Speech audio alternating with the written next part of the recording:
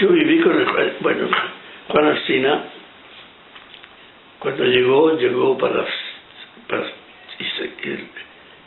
trabajar y inmediatamente él se conectó con el MOAC.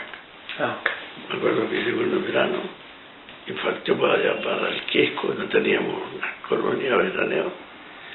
Y bueno, pero él lo destinaron más para la zona rural, Penivilla, San Antonio. Entonces, pues ahí en San Antonio él era vicario, pero el Juan era un tipo muy misionero. Entonces realizaba las cosas de la parroquia con el obispo Troncoso, que hoy día está el obispo. Enrique Troncoso era el párroco en ese momento. Y tenía muy buenas relaciones. Pero entonces, además por tradición, el párroco de San Antonio era al mismo tiempo capellán del hospital de San Antonio. Entonces Juan tomó ese cargo, pero él fue un capellán distinto, porque él no solo se preocupaba de los enfermos, sino que se preocupaba del personal. Entonces después empezó a trabajar en el hospital como jefe personal, en la oficina personal, precisamente porque ahí tenía más llegada. A través del jefe personal tenía que preocuparse de las enfermedades, de los funcionarios, de los plazos, de los permisos, o sea, una relación bastante frecuente e importante. Entonces ahí estaba Juan, y como era muy simpático, era un tipo muy alegre, entonces lo quería mucho, y tanto que después estuvo en el sindicato de ahí del hospital, y hubo un congreso de la CUT aquí en Santiago, me acuerdo, el año 71, 72, y el Juan venía delegado y cuando venía a Santiago siempre pasaba por mi casa, nos veíamos nosotros. Entonces era un hombre muy fácil de ser amigo con él, y un tipo comprometido y entretenido al mismo tiempo, no era un tonto grave. Y después, a fines del 72, se inscribió para hacer un curso de personal en Santiago, y ahí los que salían ahí se recibían como de jefes de personal, y ahí Juan hizo un buen curso y quedó, y lo propusieron, lo nombraron en Santiago en el Hospital San Juan de Dios.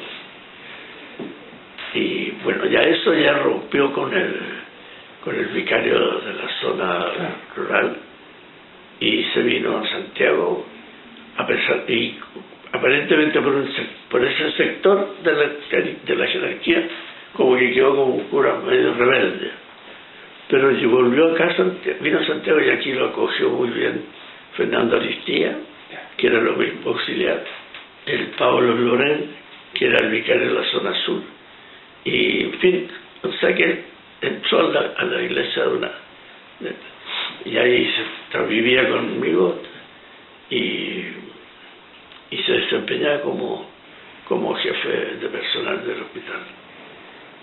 Y yo creo que en ese campo él se captó, digamos, el cariño, la simpatía del personal, pero no así el de los médicos. Y en ese tiempo los médicos se movilizaron mucho contra el gobierno de la Unidad Popular.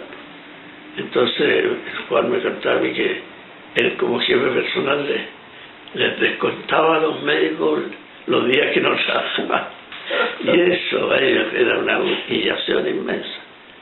Entonces yo pienso que ese sector de médicos o auxiliares que fue los que, entre ellos alguien que delató también a Juan al día del golpe, porque Juan se quedó en el hospital junto con la gente, y a pesar de que muchos le decían que no siguiera ahí, que dejara...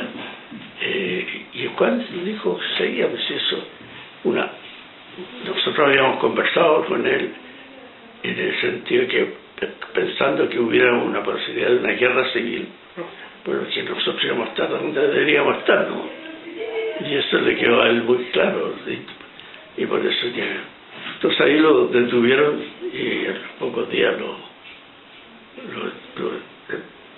porque él siguió yendo al hospital después del 11 y vivía, a esa sí que dejó de vivir en mi casa, pues yo no estaba tampoco.